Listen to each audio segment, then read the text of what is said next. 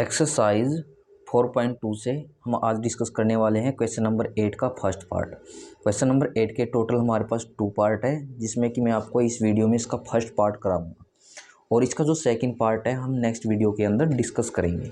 या फिर आपको क्या करना है, इस पार्ट को अच्छे से समझ के सेकंड पार्ट खुद से ट्राई करके देखना है।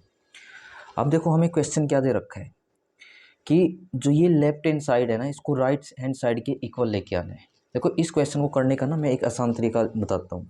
यदि आपने क्वेश्चन नंबर 7 को ना अच्छे से समझा है तो उससे रिलेटेड कॉन्सेप्ट हम इस क्वेश्चन के अंदर अप्लाई करेंगे। वो कौन सा कॉन्सेप्ट है, यदि कभी भी डिटरमिनेंट के अंदर आपके ना या तो रो में या कॉलम में सभी 1 बने हुए हैं तो उनके साथ करना क्या है, उनमें आपको कोई 2 जीरो बना लेनी है। जैसे आप 2 जीरो बनाते हैं ना, ऑटोमेटिक आपको ये वैल्यू मिल जाएगी। 2 जीरो का मीनिंग क्या है, या तो आपको क्या बना लेना है, ये रफ में है, किसी को फेयर में नहीं करना है, 0 0 1 बना लेना है, या फिर आपको 1 0 0 बना लेना है। इस टाइप से रो में बना सकते हो या कॉलम में बना सकते हो, 0 0 1 या फिर 1 0 0। जब आप ऐसा कर लेते हो ऑटोमेटिक हमारी राइट हैंड साइड निकल के आ जाती है। अब जैसे कि मुझको पता है यहाँ हमारे पास सभी 1 1 है, तो ना मैं इसमें कोई 2 जीरो बना लेता हूँ। जैसे इसको और इसको, यानी कि यहाँ पे और यहाँ पे हम क्या बना लेंगे, जीरो बना लेंगे। तो जीरो बनाने के लिए हम ऑपरेशन लगाएंगे। तो पहले हम लगाते हैं R1 पे।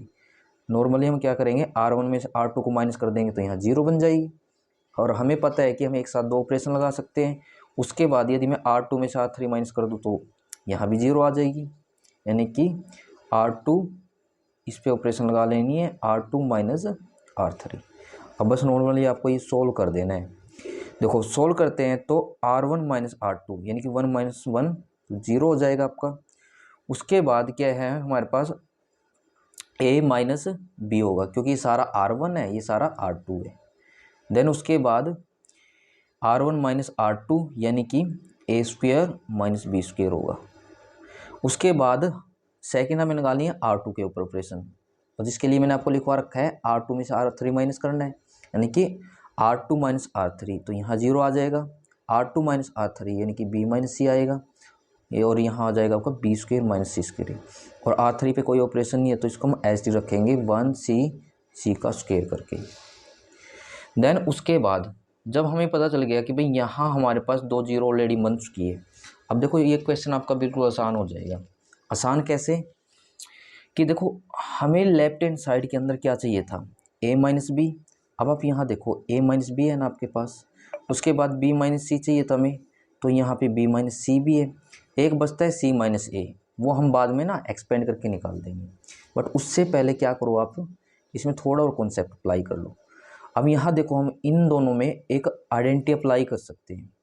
वो आइडेंटिटी कौन सी, कि A square minus B square ये किसके इक्वल होता है, आप बोलोगे A plus B into A minus B के ये इक्वल होता है।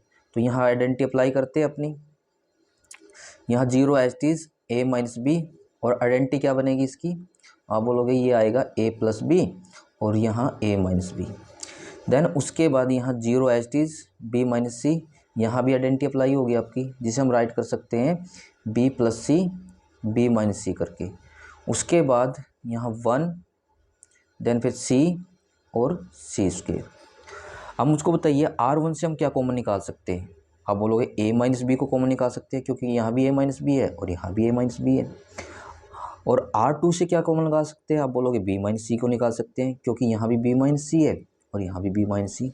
एक छोटा सा डाउट ना आपके मन में चल रहा होगा कि कॉमन तो हम इन दोनों से निकाल रहे हैं, तो यहाँ तो हमारे पास कुछ कॉमन नहीं, या तो तीनों में होना था हमारे पास A माइनस बी, यहाँ भी A minus B A minus B यहाँ तो दे ही रखा है।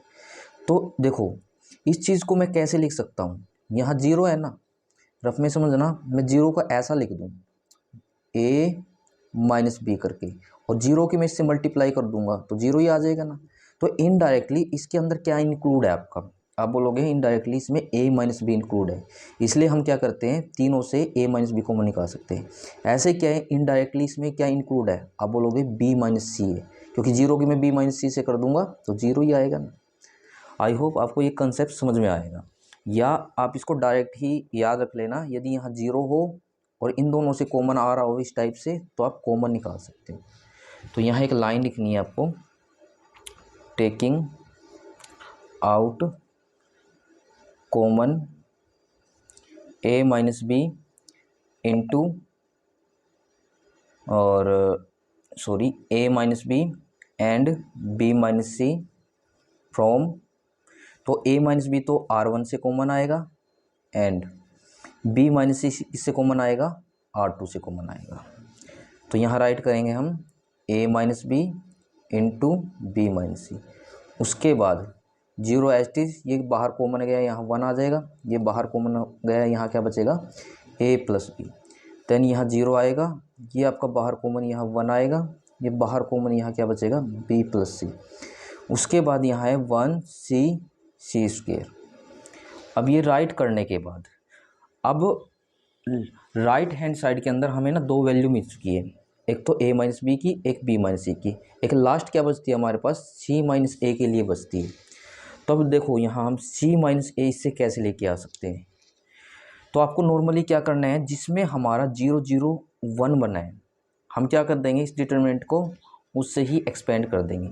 मीन्स कि 0 0 1 हमारे पास कॉलम में है ना, तो आपको यहाँ राइट करना है एक्सपेंड बाय C1, यानी कि फर्स्ट कॉलम से एक्सपेंड करेंगे।